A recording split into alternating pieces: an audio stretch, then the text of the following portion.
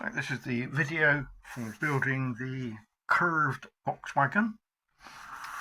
We'll do the main frames first of all, then I'll refer you to other videos for doing the undercarriage. So basically, got a base, two ends, two sides. It's very straightforward to put together. Doesn't matter which way this one goes up. Got some tangs there, slot in, so that's straightforward.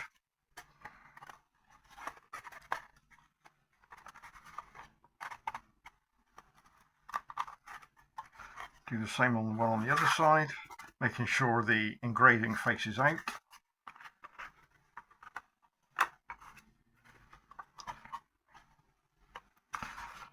Like I said, making sure the engraving faces out.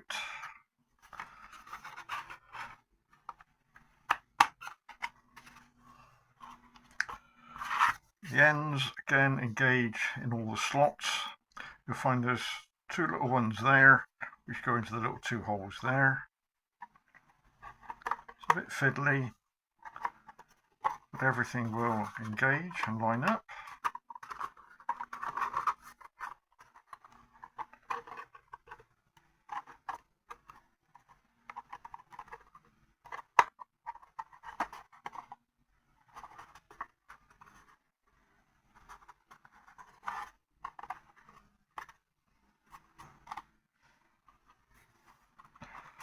And do the same for the other end.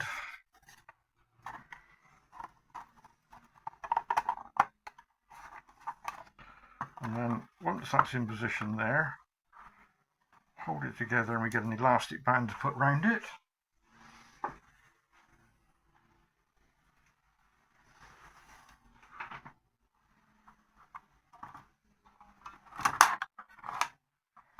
To hold it secure.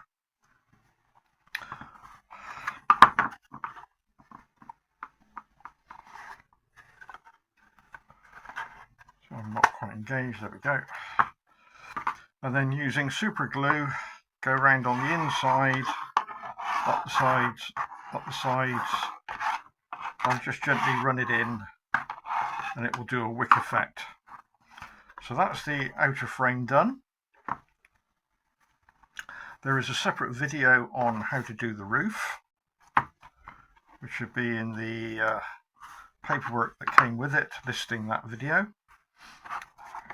And then we come to the undercarriage, and again, doing the undercarriage, we have two locations we put it in, depending on whether we're doing 32 or 45. But it's the same parts we use. This is for a 32.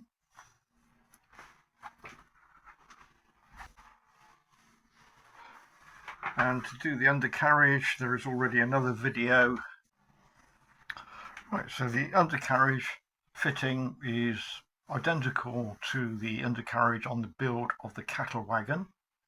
So if you find the video on my site for build of cattle wagon and fast forward it to about 3 minutes 50, you'll find there's construction of the undercarriage.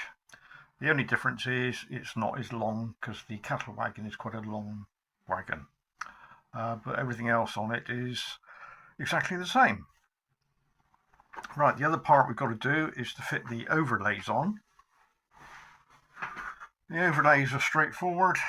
Again, it's fairly obvious which one goes where, I hope. So the overlays can go upside down, but to get them up the right way, so that's the bottom of the wagon there.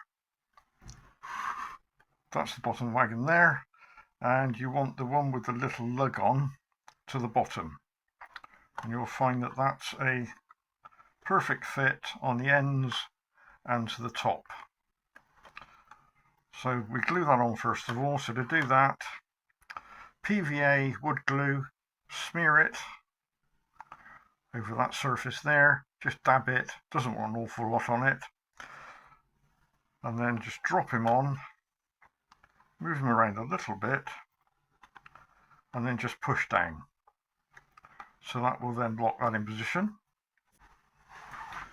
You then have to add the hinges. So these are the hinges, and again they go in 1, 2, 3, 4, 5, 6 positions. It's engraved where you can see where they go. A little bit of PVA on the back, and again just line him up and push down. So do that, 6 on that side and obviously 6 on the other side. And then last of all, there's a little tiny padlock you can probably just make out there, and that wants to be just, again, a little bit of PVA glue on the back, and then using a small knife blade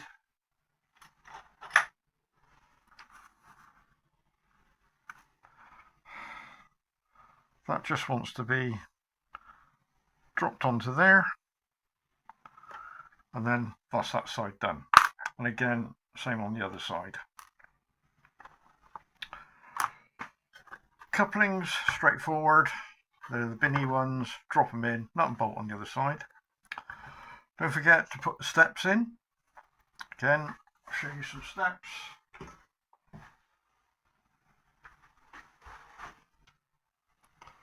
Steps got a recess, as you can see, and they will drop into there. So again, that's straightforward. Handrails. So there's a handrail that goes diagonally between there and there, and in the kit is a bending jig, which you can see here. And if you line up on the long line there, if you can see that one, so we line him up, and if you push him over and over, you'll find that that then becomes the perfect size to go in there. Then if you use this as a reference to push him down so it doesn't drop all the way, and then just put a spot of super glue on the inside and then trim it off. So that's the ones that go on the end. Now obviously there are some here that go on the front, on the side, sorry. So again, exactly the same.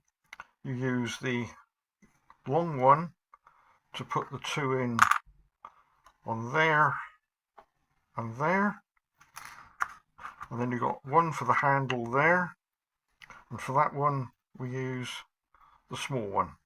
So we bend over the small one, and that puts the handle in.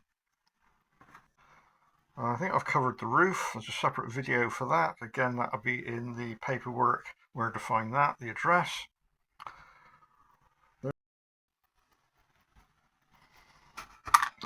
There's one bit I forgot to mention. Obviously this is one that I've finished now. So is the end struts.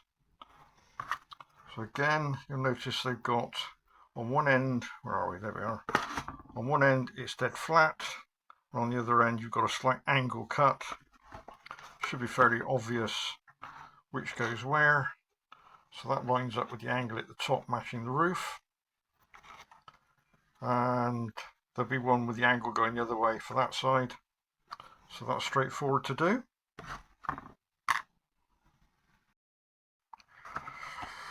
And of course, don't forget to add the little thin ones. Where are we? There we are. They go into that position there. And again, they've got a slope on the back, so you know which side they go on. And there's 4 of those, 1, 2, and then ditto at the other end, 3, 4. Okay, there we go.